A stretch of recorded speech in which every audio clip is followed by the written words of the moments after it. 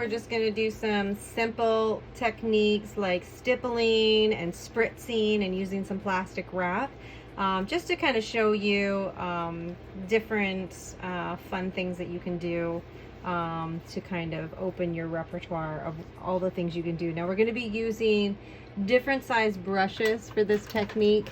I have a whole bunch of brushes that I really just use to focus on my alcohol inks. Now they're old, ratty old brushes. Don't use your super expensive watercolor ones for this. Once the ink gets in there, it's really, really hard to get the ink out. And then that starts messing with your other mediums. Always, whenever you're doing a medium, designate a set of paintbrushes to that medium. I can't recommend that enough. If you have watercolors, use watercolor brushes and keep them for your watercolors. Don't, you know, unless you're a mixed media artist, but even then, you know, I would still keep mine separate. Okay, so got a bunch of different smaller items. Got my alcohol, rubbing alcohol, isopropyl alcohol in here. Now this is just what we used, what we created last time. And I'm just going to show you some quick and easy techniques of what we can do with that. So I'm going to just, overall, there's a lot of ink on here. You could start fresh if you'd like and just put ink on a paper and do that. But I'm going to use what I have here rather than waste not, want not. And I'm just going to pour over it with some isopropyl alcohol. And then I'm going to grab some plastic wrap and I'm just going to smush on it like so. And then this is the fun part. You walk away. I'll show you what that looks like when it's all finished. For now, I'm going to put it to the side, okay? I'm going to bring back this painting from before. And I'm going to show you a bunch of different techniques from it. So I like this orientation. Figure out what orientation you want, but I like this whole idea of a cascading kind of mountain feel. So just with this, I'm going to show you what spritzing looks like. So I've just got some isopropyl alcohol in a spritzing bottle, and so I'm just going to give it an overall spritz, and boom, look at that. Crazy, huh?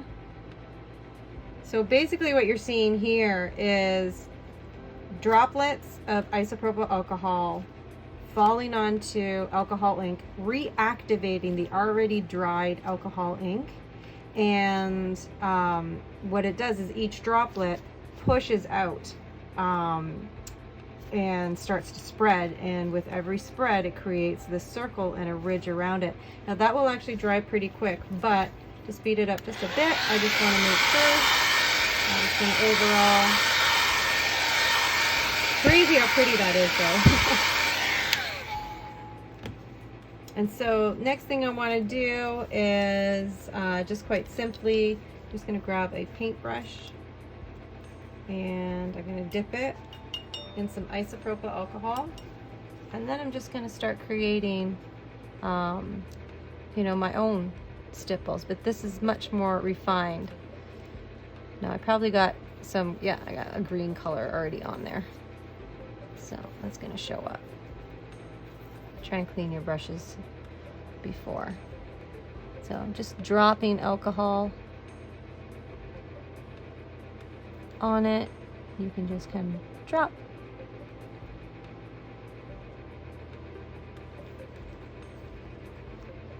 Paintbrushes can be used to do a lot of different things, but you see what I'm talking about here is the alcohol wants to spread away from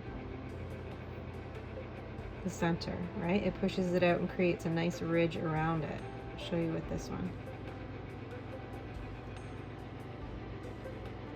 See how it's spreading it out? That's the nature of alcohol ink. Now this is actually creating a nice thing because I've actually tipped it and I've allowed it to dip. And it's drooping down. Now the other one's following. So it's created a really cool look. But you can do that just generally with paint brushes. You can also You know, like I said, continue to create your own stippling. You'll see these will start to form. The bigger the drops, the bigger the circle you're gonna get. Right, see how those are all forming now?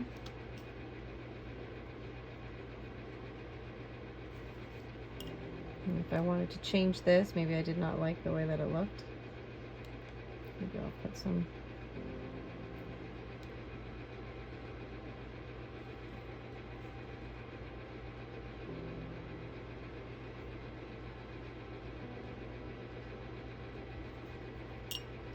You can pick up color from one area and put it in another.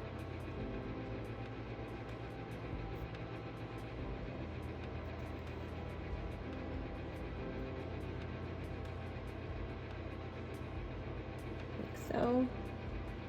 And if I don't like the way that that looks, but I want to kind of change, then I could also add a little bit of isopropyl alcohol and just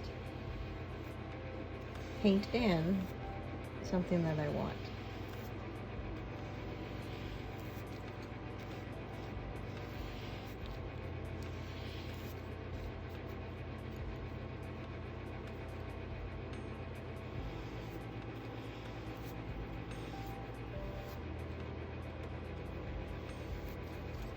Another thing we can do is I usually like to have a little bit of ink off to the side. I can pick up some ink, quite dry like, and just even paint in.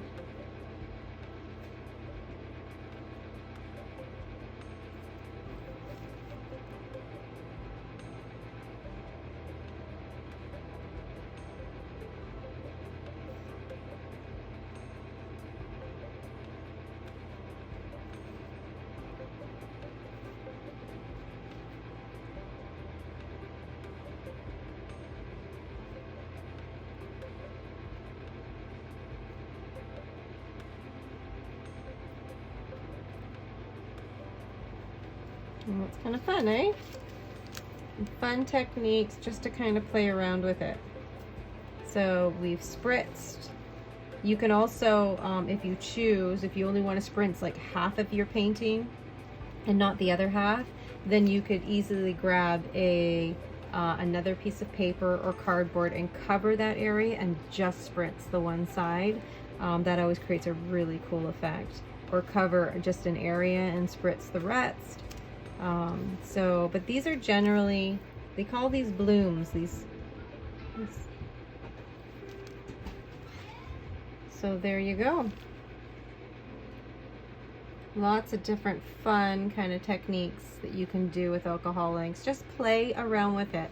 When you're doing these lessons right now, be sure that you're not in creation mode where you're trying to, or sorry, not creation mode, always be in creation mode.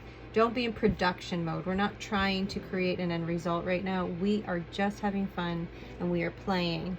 All these techniques you can utilize in a finished piece later on. I just want you guys to just really enjoy, you know, just really enjoy playing around with the medium. It can be so much fun. All right, now back to this beautiful baby. Now we are actually gonna let this one, it's still quite wet. It's gonna need to sit for 24 hours. Then after in the 24-hour mark, we're gonna peel this away. I'm gonna show you the look that is behind. So for now, that just gets set and off to the side, and I'll show you what that looks like a little bit later.